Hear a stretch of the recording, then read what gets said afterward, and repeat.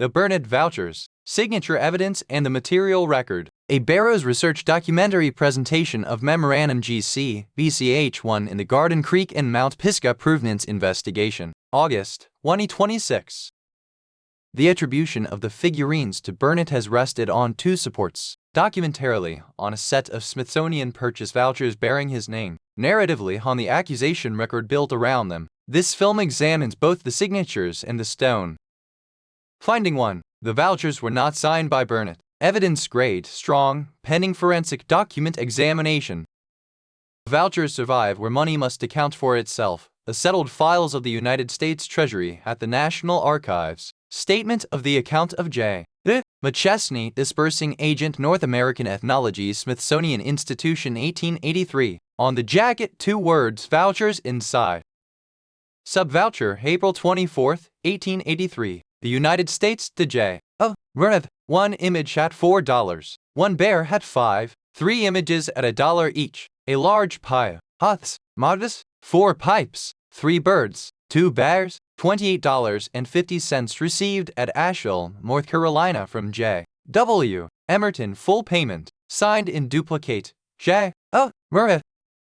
Sub-voucher number 1, May 21st. 15 soapstone specimens at $1.46 and 2/3 each. $22 received at Asheville from John W. Emmert, ethnologic assistant. And 1 detail for the record, the head of this voucher is made out to S. Burnett. The foot is signed J. Burnett. 1 more anomaly on the parent voucher itself. Emmert is reimbursed $22 cash paid for soapstone specimens as per sub-voucher number 1, and the pay line inside this voucher, 2 writes S. Burnett. Below sits the certification. On the account's other vouchers, it is signed Cyrus Thomas, ethnologist. Here the signature reads Cyrus Thomas, and the title beneath it reads Ethnologic Assistant. The assistant's title, not the ethnologist's. The printed words Dispersing Agent are struck in red and a title written in, and the title written is Emmert's own. Whether the hand that signed the name is also the assistant's is reserved for a qualified examiner. The title is on the page. The first line of evidence is the exemplar comparison. Set against Burnett's authenticated signature, the voucher signatures show gross nonconformity in letter construction and overall form. This is not the minor drift expected of one hand across occasions. The signatures side by side, 2 receipts rendered as J. Burnett's set first against one another and then against the authenticated hand of John W. Emmert, a agent, who made both payments, an original of 1886 stamped at the Bureau and a letter of May 1883, the same month as the second voucher. The variance is on the screen. The determination of authorship is reserved by this record for a qualified document examiner.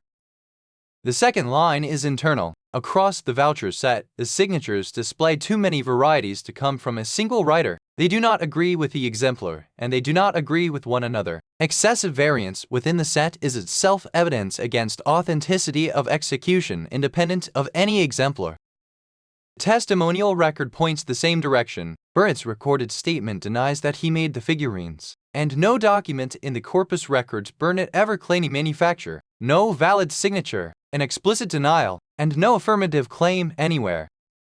1 day after the April voucher, Emmert writes Cyrus Thomas. The letter survives as a marked copy, register 25456. Quote, I have had a hard lot of men to deal with, but have succeeded in getting your specimens made, which I ship by express to Major Powell today. End quote. The same letter relays a claim about Mr. Valentine, that he had men make his specimens and bury them, and that he afterwards came back with other men and had them dug up. Specimens made in the Bureau's own file 1 day after payment for images, bears, and pipes.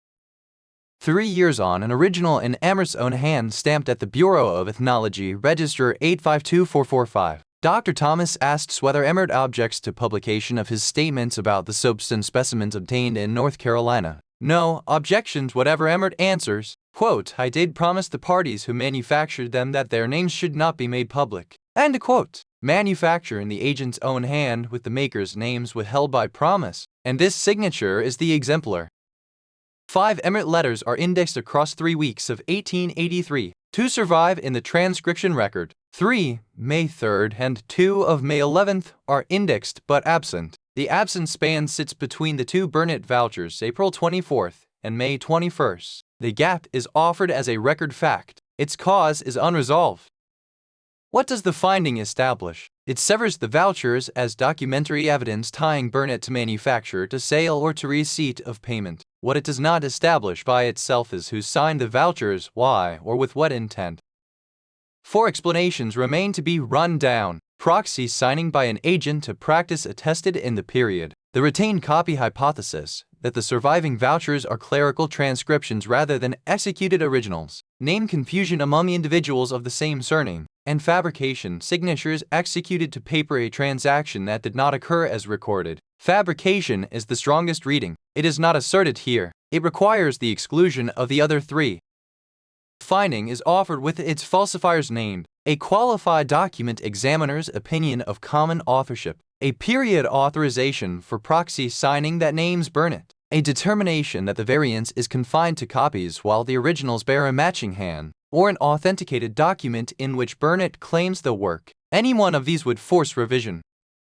The consequence for the attribution, with the vouchers failing examination and Burnett's denial on record, a proposition that Burnett made the figurines is graded contradicted at the documentary level. Its sole documentary support does not survive. Contradicted does not mean impossible. The grade records that the available primary evidence points against the attribution, not that a negative has been proven.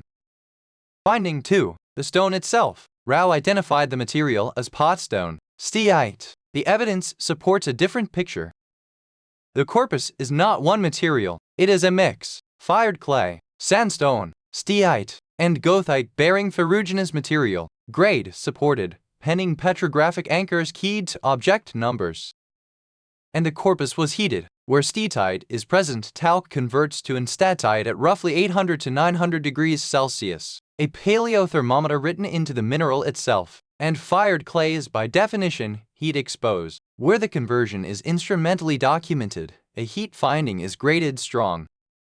3 consequences follow. A single material, single carver narrative does not fit in mixed media corpus. Rao's ferruginous soak mechanism, already contradicted by steatite non-porosity, now loses its premise. A material he proposed to soak is not, in substantial part, a material present, and heat exposure is a production datum, not an authenticity verdict. Any narrative, period manufacture, or later fabrication must now account for the firing. Neither gets it for free.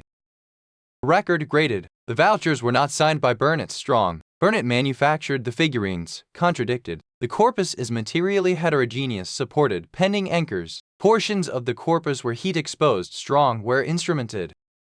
Anchors set by this record. Treasury settle account 237177 and the Bureau's correspondence registers. Anchors still pending. The full archival citation to record group and box, the denials source and custody, and petrography keyed to object numbers. The findings stand within the governing model, a mixed corpus resolved object by object with the falsifiers named. Varro's research. Source finds and corpus compilation. Samantha Waddell, August 2026.